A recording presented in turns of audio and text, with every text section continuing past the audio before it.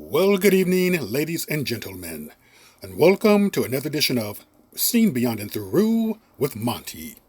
Right before you is an example as to why I believe that interracial marriages can be very toxic, that they're not healthy, that they're damaging, and that they're full of, for the most part, of self-hate. This man right here felt a need for some inexplicable reason to say, black women get mad at this shit. Hey, don't get mad that we like white women who don't wear weave and have 10 kids by 10 different men. It is what it is. And throughout that, he kind of put the laughing emoji. Now, I say that they're toxic because you see right here,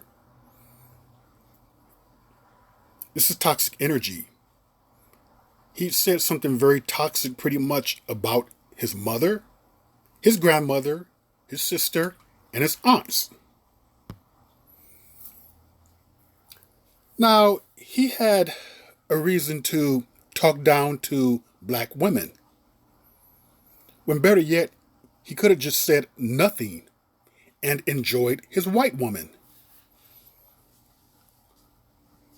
So what was the need to talk down to black women? I'll tell you what it was. Self-hate. A lot of these unions where the people believe that somehow they're being progressive minded, they're helping society, they're hoping to get rid of racism, they're helping the culture, they're hoping to open up people's minds. They believe that because they're in an interracial relationship, they should be applauded, given accolades, given high fives. None of that's deserved, because many of these unions are based upon self-hate, particularly from the black side. As he just expressed right there, you have too many people, black people, who are getting into them for the wrong reasons. A lot of the reasons why black people get into them: conditioning, 400 years of conditioning to believe that somehow other females other than black are better.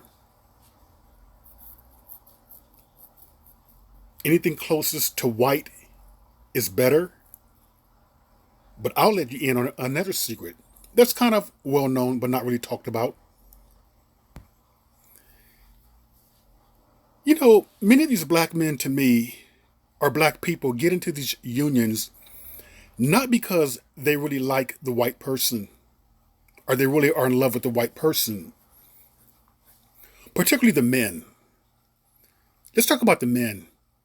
Many of these men get with these non-black women for the type of children that they can reproduce. Oh yes, they like a certain hair texture, what they call good hair. Thank God I stopped using that terminology over 2 decades ago. They like the lighter skin, the features that come with it, because they haven't learned to love their African self. They haven't learned to fully love or embrace their features, who they are as a black person, who they are as a person of African ancestry.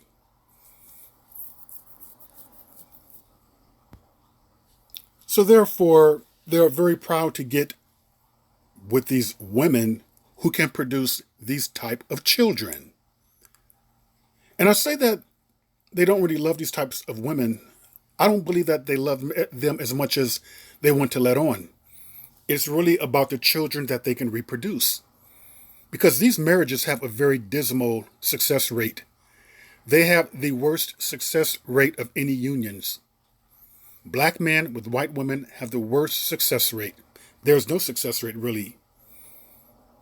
A very highly improbable likelihood of divorce will follow. And unfortunately, they get in to these unions producing children that they think are better than these. When in reality, scientifically speaking, genetically speaking, it offers really no benefit. Biracial children are not more healthier. They're not more better looking, in my opinion. I mean, they're not more smarter. They're not more athletic. They're not likely to be anything to really. I mean, what I'm trying to say is that I'm not trying to put down biracial children per se. It's just the whole mentality of thinking that because I'm going to reproduce with someone that is non-black, I'm going to produce better children. No, that type of mentality is delusional, full of self-hatred. Because I truly believe that when you really love yourself, you're connected to yourself.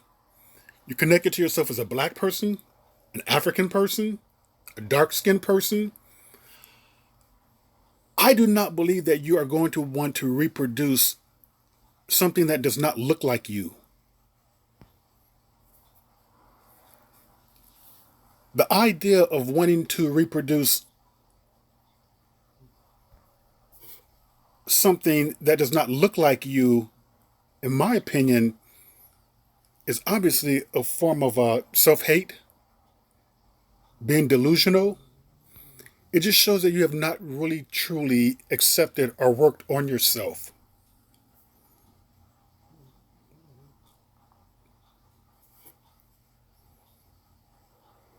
This is the reason why I'm not a big fan of these unions. I'm a big fan of people who really truly got together in love.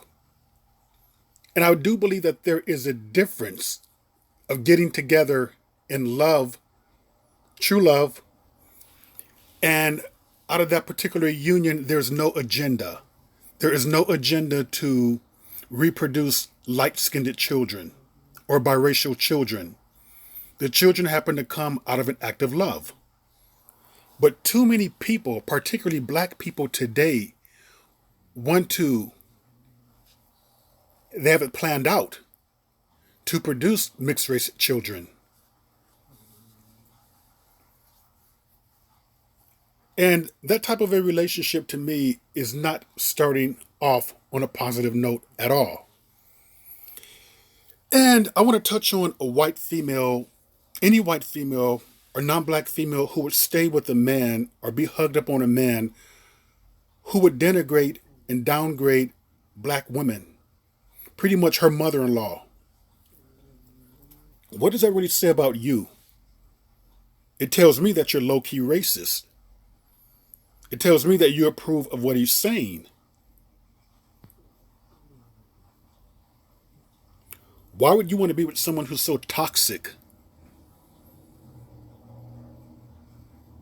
Who does not really know who he is?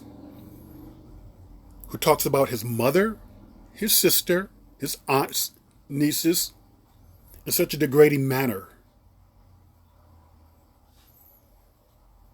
That should make you side-eye. Personally, for me, I would not want to be with anyone who has a need to denigrate or talk about their own race. It shows really how lost they are. And if he does not love himself, what makes you think he can love you? That really does say a lot about you and a choice that you make and continue to make. So, I do not believe that black women as a whole are mad that he's gone. I really don't.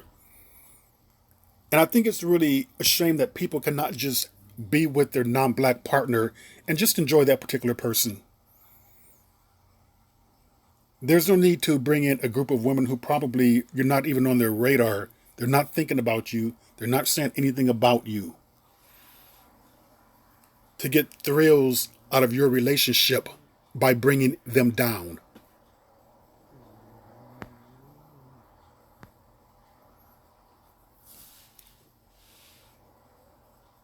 So this young lady who is with Andrew Ellis, and he's apparently a real person. because people have stated that they went to his page and he's a Trump supporter. You surprised? I don't bother going to his page.